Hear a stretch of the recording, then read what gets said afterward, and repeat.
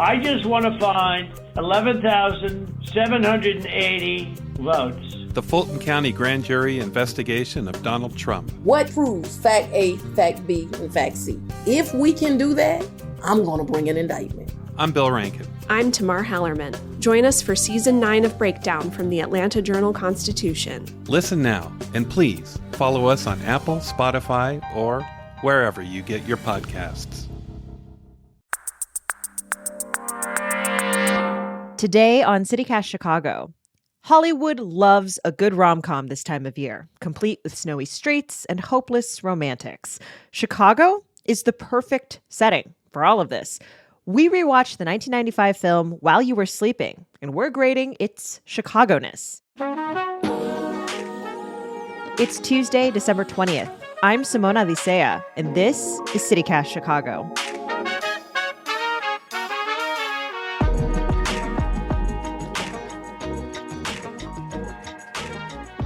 I am here with our host, Jacoby Cochran, and CityCast contributor, Lee Giangreco, to talk about another iconic Chicago film, While You Were Sleeping. It follows Lucy, who's a lonely CTA clerk played by Sandra Bullock, who is sort of has this crush on afar on this guy who is regularly taking the train, played by Peter Gallagher. And on Christmas, Lucy saves this man from getting hit by a train, but his fall onto the tracks has left him in a coma. Through a mix-up at the hospital, the man's family now thinks Lucy is the man Peter's fiance, even though she's never actually said two words to the guy. Now, Lucy wants to tell him the truth, but in the week between Christmas and New Year's, she falls in love with the man's family, especially his brother Jack, who's played by Bill Pullman. Lee, what is your relationship to this movie? Is it something you rewatch all the time? Were you unfamiliar with it? What's the situation there? So I didn't discover this movie until I moved to Chicago, and it was that first COVID Christmas, and I was hanging out with my roommate, Cam, and she was like, wait, you've never seen While You Were Sleeping. And so I kind of have a soft spot for it. It feels like my introduction to Chicago and to Christmas in Chicago. And yeah, it's just such a heartwarming film. It's a great rom-com, and I love it. Yeah, I love a good rom-com, particularly like this era of rom-com, late 90s, early 2000s, like really in for some comfort food there. Jacoby, what was your history with this movie? I had never heard of this movie. I had never once heard of it growing up. I never saw a poster for it. I don't even remember flipping away from it on TV. I was sitting in my room earlier this week. C. Shepard messages me like, hey, remember to watch While You Were Sleeping. I'm like, okay. 20 minutes later, my brother comes to my room. He's like, gee, I just saw this Chicago Christmas movie starring Sandra Bullock called While You Were Sleeping. You ever seen it? I was like, and I'm sitting there mouth agape. He was like, hey, Sandy, charm, on point. The city, like the loop part of the city, on point. So oddly enough, this movie caught me off guard. It found me. I was not looking for this movie at all. I'm sitting on the couch, and all of a sudden, YouTube suggested it. Turned out to be a Christmas surprise for your boy. I'm kind of a sucker for these type of films, especially when the holidays are like interwoven in the theme. And to be a person from Chicago and know all these places, or at least know all these areas where all these old places are on screen, and it's like just super surreal to see it. 4 out of 5 Joshy stars for a holiday film. And so apparently this was the week for me to watch it. And so, I've now seen it, and I got some thoughts. I'm excited to talk about them. One thing that's wild for me is I loved this movie, like as a kid, like as a young person, but I hadn't seen it in probably 10, 15 years. And somehow in the intervening time, in my brain, I just assumed it took place in New York. It did not lodge in my brain that it had taken place in Chicago. I'm from Seattle. I'm on the other side of the country. Right, I don't know. It's big buildings. It's trains. I don't know. It's the L, though. It's the L. It's the iconic shot of Chicago. Even when they don't film a movie in Chicago, they're like, how do we show the audience it's in Chicago? Oh, the L. Right. It's them saying Chicago about 40 times. They say it 8 billion times. This is completely on my younger self for not CTA retaining this jacket. information. Got the merch on. They're like, But, what yeah. baseball team does he root for? Chicago. Hug your sock. Which one of the Three Stooges was Peter's favorite? Curly. Curly. Ha! He's everybody's favorite. Oh, I like Shemp. Favorite ice cream. Baskin Robbins. Favorite baseball team. Chicago. Cubs or White Sox? What the heck is going on? So to that, we're already doing it. We read the Sun Lee, Times. Lee, what was your favorite quote or scene? Jacoby, you said probably my second favorite quote, which is we read the Sun Times. So, who's this Lucy? She's your brother's fiancée. You'd think if Peter were getting married, he would have announced it in the Tribune. We read the Sun Times. Amen. Amen. I love that whole Amen. interaction with the dad, the fact that they're talking in church and they have that whole thing about like, we're Sun Times family. Like, it's just it's so relatable as a Catholic. Like, I've been shushed by my family so many times for like discussing The Godfather during Mass. So I love that scene. But yeah. Oh, other favorite quote is where the nurse finds out that Sandra Bullock is not actually the fiance. Why did you say that? Say what? I'm not his fiance. Why did you tell me that you were? I'm not engaged. I've never even spoken to the guy. Well, downstairs, you said you were gonna marry him. Oh, jeez, I was talking to myself. Well, next time you talk to yourself, tell yourself you're single and end the conversation. She was not about to take no accountability. She was like, I mean, you said it out loud, so I went and told people. Right. Told the whole family, the whole hospital Everybody knew. that she was this guy's Not fiance. violate HIPAA somehow or something, just to be like, it's a fiance, let her in. I mean, that's not health information, technically. True. I need to like go and stalk like, Northwestern and just be like, yeah, I'm engaged to that guy, the doctor, really well paid doctor. Oh no. Jacoby, what was your favorite moment? Maybe this won't come as a shock to people, but Jerry was the funniest mug in the movie to me. He is the like primary black dude in the movie. He plays Lucy's boss at the CTA, or at least her manager in some capacity. But every time he is on screen, it is like comic gold. Their relationship throughout the movie is hilarious to me. And like all of their conversations just happen so like picturesque right outside the Wrigley building. I'm their future daughter-in-law. And the grandmother, she's got this heart thing. And if I tell her the truth, she's going to have a heart attack and she's going to die and it's going to be on my head. Well, then go along with it. And when Peter comes out of the coma, the family will be so happy they won't care that you lied to them. They'll probably even thank you for it. Just mustard. Okay, what if he doesn't come out of his coma? Well, then who's to know? No. Lucy, when my mother found out I was getting married to my wife, her intestines exploded. Now, you tell them now, you might as well shoot Grandma. We've mentioned there are several iconic Chicago shots. Obviously, they mention Chicago all the time. But what do you think, Lee, was the best shot that sort of captured the city? Like, what was sort of the best element that kind of screamed Chicago? That shot of the Sun-Times building where she and Bill Pullman are on the Riverwalk. And to me, that feels like Chicago at its zenith. I was just watching a couple weeks ago the documentary on Charlie Trotter, and they have that voiceover that says, in the 90s, Chicago was like the center of the universe. And like, to me, that shot with the Sun-Times is just like, yeah, Chicago in the 90s was at its peak. Everything was great. So I love that. But then also whoever the location scout was for this movie, props to selecting the apartment for Lucy. It's that sick U-shaped courtyard in Logan Square. It's such a quintessential Chicago apartment that it actually makes me believe she lives in Chicago. Facts. And that the CTA workers, she could afford that. That was going to be my location, actually. And specifically, like, her hallway and the staircase and that, like, gross brown carpet that's on, like, I have lived in that building. Like, I have 100% lived in that building, and I can smell it. Like, that interior was so spot on, I felt like.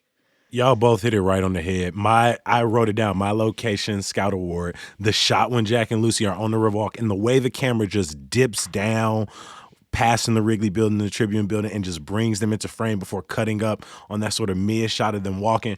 That was my favorite. And just those rails, because the Riverwalk has changed so much. They've put millions of dollars into it in just the last decade, you know, adding things like Art on the Mart. So to almost to make you think that, like, there was no Riverwalk before this sort of current rendition of it. So a part of me was like, oh.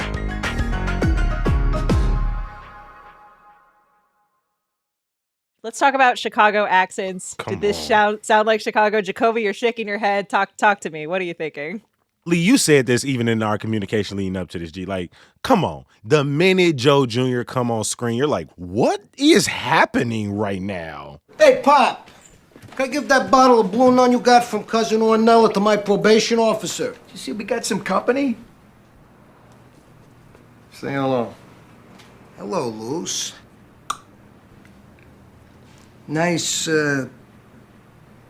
sweater. Thank you. It's over there. Joe Jr.'s still single. Yeah, it's a shocker. They cast some dude from Long Island. And told him do nothing, just pull up. You could wear the same tank top you wear at the crib. It looked like he just walked right on the movie set. It wasn't, it's so frustrating because the Chicago archetype, like the sort of, I guess you could say, Chicago townie, definitely does exist and exists in so many other movies. It's not like people nationally don't know what sort of a, you know, middle class or working class Chicago guy looks like or sounds like. Why isn't he wearing like sort of a puffy down jacket and like talking with that just classic nasal accent? It's so easy to do. SNL did it in the 70s and the 80s. Like, just copy that. I sort of maybe had a different experience because I obviously didn't live in Chicago in 1995. But I'm curious for either of you, were there like some real nostalgia inducing moments in this film? I also didn't live in Chicago in 1995 and wouldn't have really remembered much otherwise. But I mean, I think everybody can relate to the scene. I think it's not on Christmas Eve. It's like their makeup Christmas night that they have together as a family. And it's just so sweet. And it feels very, I don't know, very authentic, the way the family is unwrapping all the presents. And like, you know, the little girl has, I think she has like socks or something on her hands. And it looks like a real quirky family. And they're also really likable. And I think what people love about this movie is, as you opened with, Sandra Bullock not only falls in love with Bill Pullman, but she falls in love with his family. And little scenes like that, or the dinner conversation scene, get that across, that they're just this nice, weird family to be around. And so, yeah, I like that. Yeah, the dinner conversation scene where like everyone's having a slightly different conversation next to each other, over each other, to each other. I could never make a good pot roast. You need good beef. Argentina has great beef. Beef and Nazis. John Wayne was tall. Dustin Hoffman was 5'6". Would you want to see Dustin Hoffman save the Alamo? His mashed potatoes are so creamy. Spain has good beef. Mary mashed Cesar Romero was tall. Cesar Romero was not Spanish. I didn't say Cesar Romero was Spanish. Well, what did you say? I said Cesar Romero was tall. We all know he's tall. Well, that's what I said. Cesar Romero is tall. That's all I said. And then like Lucy and Jack are just kind of sitting there smiling at each other silently. I really vibed with that. The exact same scene. I wrote in my notes, I'm not going to lie, the present scene so far got me. But I got to say, for it being a rom-com and it having a really wild and ludicrous plot, the family cheering them on, kissing under the mistletoe just seemed like beyond unnecessary. It was those little moments that just pulled me out of the cuteness of the plot. I'm like, her fake fiance and a whole coma right now. Y'all don't know if the man gonna live or die. And because there is some fake piece of greenery over them, y'all just like, hey, go on kiss his brother. Just make it happen. I was thinking about this the other day, though. I was at Trader Joe's and I noticed a box full of mistletoe, and I was thinking, like, do people buy that anymore? I feel like mistletoe was bigger in the 90s. Like, my mom had this big, she called it a kissing ball, which sounds real weird. But it's like a giant ball of mistletoe, and I felt like everybody used to have it. Is there anything else that you think either aged poorly or that aged surprisingly well from this movie? Well, I was just thinking you had asked about a specific scene, but the more I thought about it, the more I thought that I think this movie really works because Sandra Bullock is a woman and she's, very cute and just likable. But I feel like it would take such a different tone if this were a lady hit by a train and went into a coma and woke up and there's some dude there. I'm not gonna front. I was sitting there like, so she just learned the lesson about maybe romanticizing somebody too early and how that can go haywire. And then this dude who the entire film she was lying to, him and his family, even maybe if it wasn't out of the like coldness of her heart. And so she hasn't really built anything with him on a place of like honesty and understanding and accountability. And he just pulls up, drops a ring in the token, like where the CTA tokens go, which I never seen a CTA token in my life. So I'm that has aged out of existence. So I'm down with that. But then she just accepts his marriage proposal after what I'm imagining was like, it's a week. I feel like it was less than a week because he pulled up late. He wasn't even there he don't even come to the movie till like 30, 45 into Maybe it was a long engagement, though, guys. Let's give Sandra Bullock a little credit here. Please try to be nice. But pulling up with the whole family at my job with an engagement ring and just popping that boy through the money, the little money slide seems wildly ambitious. Though. I do. That really got me. That like Get as a down romantic on one gesture, knee. that really got me. And like the whole family's there. Just completely over the fact that this woman lied to them about dating their coma son. The weeks-long con of a family to the point that they've fallen in love with you and you've psychologically brainwashed them to thinking, maybe you're not tripping a little bit. If you just change the score, drop the like lighting on this movie a little bit, horror movie. By the end of it, she's killed this entire family, G. Last thing we kind of want to get to here, as I mentioned before, in my brain, this movie took place in New York, and then immediately I was abused of that notion when the opening credits came up. But, do you think, Lee, that this movie could have taken place in any other city, or did it have to take place in Chicago? So I was thinking about this, and I think so much of the setting has to do with the plot, right? Like in order for him to fall in the tracks and everything, you need, I guess you could do it on a subway, but I feel like it works maybe a little bit better with an L. And as I mentioned, in the 90s, it really did feel like Chicago was the center of the universe. And I'm not just saying that because it's City Cast Chicago, but there were all these movies that took place here. So I don't know, maybe there was a fascination with Chicago, and I don't know. I think Chicago is a great place to set a Christmas movie. New York is too, but we've seen that so many times. And, for all the dialect problems in this movie, I think there are still some specific Chicago flavors in here that make it unique. Jacoby, what do you think?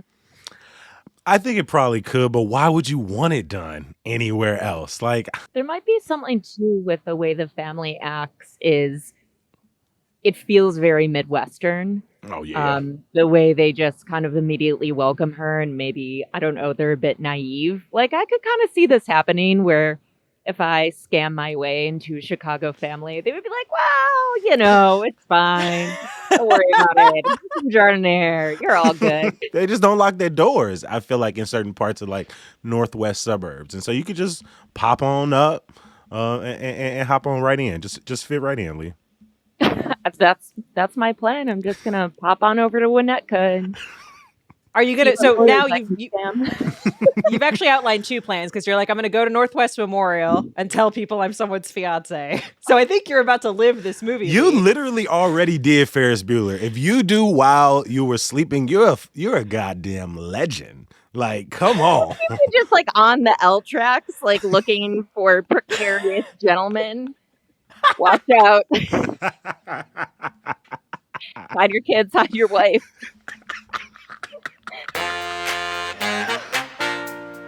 I will say, you couldn't make this movie today because no way the train is coming that fast. Peter Gallagher would have gotten ghosted by the CTA, and then he would have woken up. He would have been like, what am I doing down here? Why am I not just taking an Uber? I'm a highly paid lawyer.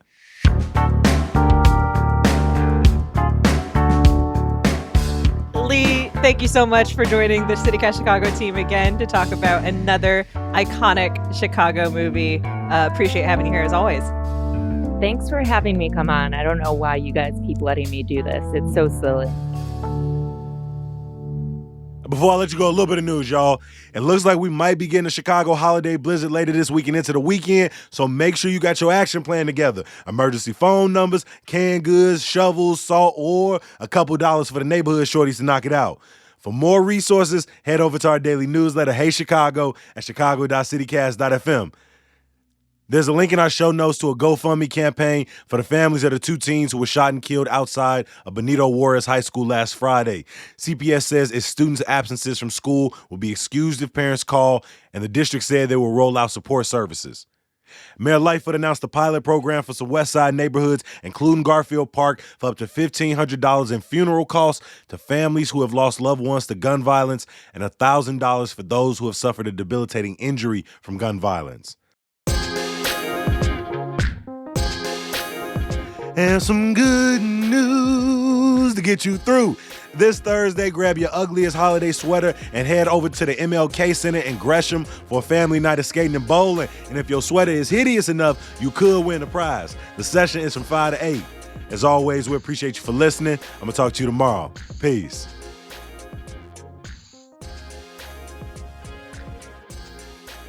Gee, I never even heard Are you chewing of gum? I am. Should I stop? Yes, please. Damn, producer kicked right in. She was like, get that gum out your goddamn mouth. How dare you, bastard? How many times have you done this? How dare you chew gum during our discussion of the golden age of rom-com?